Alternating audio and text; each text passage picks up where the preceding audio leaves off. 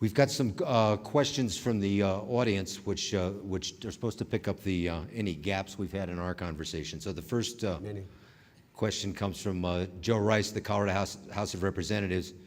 Do you agree that one of the key ways in which we can diminish the risks of terrorism is to foster economic development, education, and basic services in the poorer areas of the world? If so, what can we do that we're not now doing? Well, I think the next step in combating the global scourge of terrorism, at least for America's engagement, is to understand that we are at war against a belief system. And you combat one belief system, I mean, there's certainly a military dimension, but you really need to combat one belief system with another belief system. And I've often wondered in my own mind why we don't have the same kind of comprehensive strategic communication strategy beaming into certain parts of the world like we did with Radio Free Europe, Voice of America, United States Information Agency, and not necessarily to convert them to be our friends, because look, what we want to do in that small population to which this ideology would be attracted, I don't think we ought to try to proselytize them or convince them to be Democrats, small d, or to just love America. We're not interested. We just want to pull them away from that ideology. We want to remind them that Al-Qaeda and the likes of Al-Qaeda have killed more of their co-religionists than not.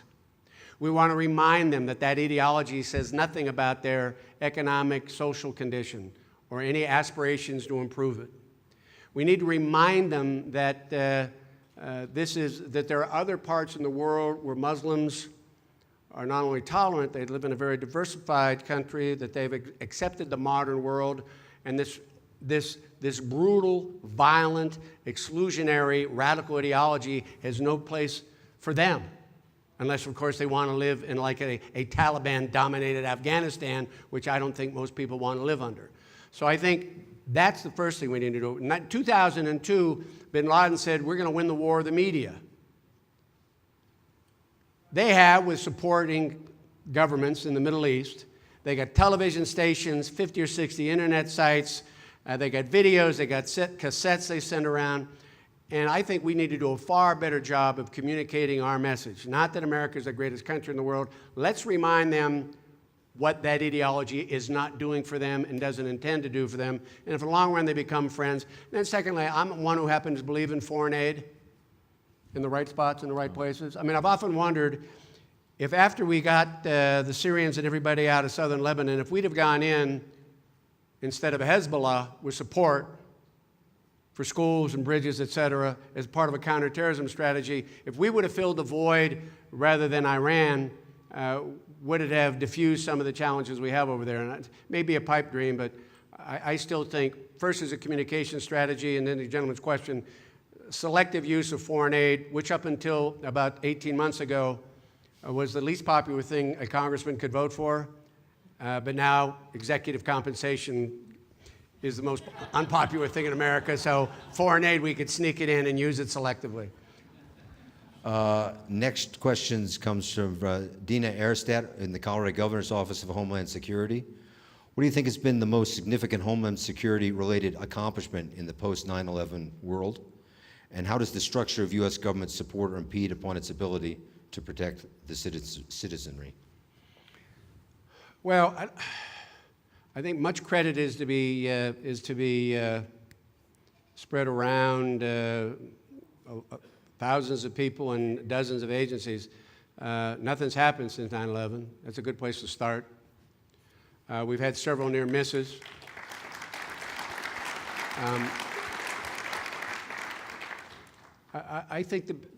I still happen to think the biggest challenge, even still confronting, is to make sure that the people in Washington know that the folks in the states and the local communities are our partners. And it's not just dollars you got to send down, but information. And I think we're doing a far, far better job than we've ever done before. I still think there's more work to do. But I think there's just been so many dramatic improvements in the relationship between all the stovepipes. And trust me, folks, ladies and gentlemen, they existed. There was a Cold War mentality. There was a kind of the need-to-know deal. I remember somebody in an agency, federal agency, told one of my retired two-star Marines, he's lucky he survived because he was a very patient man, but he said, "We're in a need-to-know business, and I'm going to tell you right now, you're never going to need to know." That was the mentality. And we're saying not only do we need to know, we need to share, because we got partners out there. So I think there haven't been any major successes. I think you're seeing a rationalization of the department. I think the agencies are working more closely together. But I still think we have a long way to go. We still do not have an interoperable communication system for our first responders. It's a disgrace. It's an absolute disgrace. 9/11, we got the technology, we got broadband. Here is where an investment, not just to combat terrorism or counterterrorism, but can you imagine if your law enforcement, your emergency medical responders, and everybody could stream video, voice, and data? You have a horrific traffic accident out on the interstate. You have a major fire. All these things still need to be done, and we got to quit talking about some of these things and do them.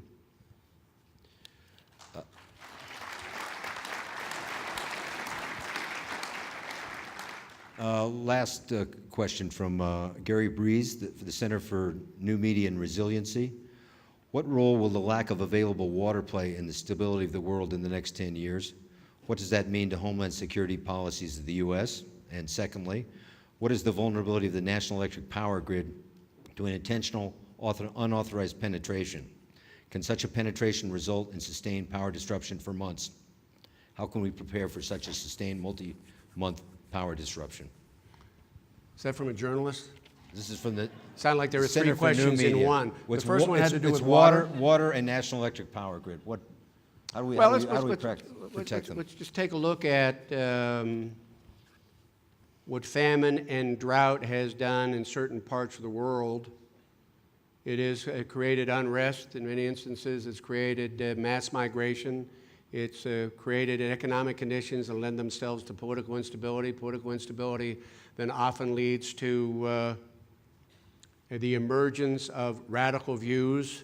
And those radical views can further destabilize the area. So I'm not smart enough to tell you what the answer to water shortages is that somebody's got to come up with less expensive desalination. But water is a critical natural resource. People talk a lot about fossil fuel, but a lot of parts in this country, a lot of parts in the world don't have adequate water supplies, and it creates economic and social and political conditions that lead to instability, the kind of instability that can, on occasion, be attractive to this radical ideology, and you create another source of terrorism. The electric grid it continues to be a real challenge, not so much from somebody cutting a couple transmission lines or blowing up one of the substations, but it's, number one, don't worry too much about nuclear power plants. I don't know if you've ever been in one, but they're about as secure as you can get, maybe as secure as Fort Knox. But the Nuclear Regulatory Commission is all over them constantly. I remember doing David Letterman one night, and while I didn't think we were going to have a funny exchange, because it was in the middle, a couple years after 9/11, I thought we'd have and he was really obsessed with a airliner hitting a nuclear power facility and creating some kind of mushroom cloud in this massive nuclear event. Well, it's just not going to happen. But I think that what we've got going for us is a lot of redundancy in the system. I happen to be on the board of a major utility company, and again, to their credit, you should see and appreciate not only what they do in terms of their physical assets, but what they do to protect their cyber assets to make sure you don't have an unlawful incursion to start messing around with their grid. So it requires constant vigilance and occasional investment. And I think so far everybody in the industry particularly has done a very good job. So with your perspective of the last 10 years, do you think we still have a war on terrorism, or is now a battle on terrorism, or what are the words that we need to alert our fellow citizens about what the situation is? What's the nomenclature that fits the situation we find ourselves in today? Well, I'm not all that troubled about the word war. I mean, it's a battle, a war, it's a conflict. It's a conflict between two belief systems. Let's accept it for what it is. It's not a group of criminals trying to engage in criminal activity. It's a group of ideologues who've embraced that ideology and predetermined. I mean, it's an incredible definition of terrorism you have. I mean, it's just that premeditated notion that we're going to use violence to achieve our goals that are both political and ideological. So I guess my preference would be a war against, it's a conflict against the ideology. I don't like war against terrorism to a certain extent because terrorism is a tactic. And one of the beautiful things you do about the video is you remind everybody terrorism is a means to an end. Your definition talks about terrorism, but it's a war. We can win the war. We can prevail. We just have to be patient, resilient, vigilant, and do it consistent, and I say this, with the American brand. If America is a product, our value system is our brand. It's the Constitution, it's the rule of law, it's due process, it's all those things.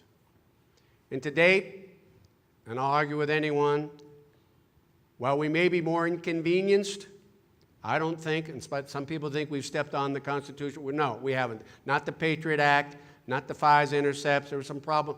We correct ourselves along the way.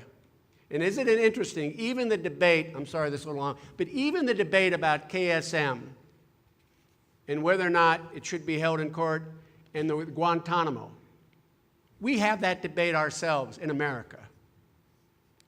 We check ourselves to make sure that we're doing it in a way consistent with 200 plus years of history and our Constitution. So we have to be resilient, we have to be resolute, we have to be focused, we have to stay attention to a lot of other national priorities. In the day we prevail, we need to do it in a way consistent with the American brand. I'm quite confident we will. Yeah.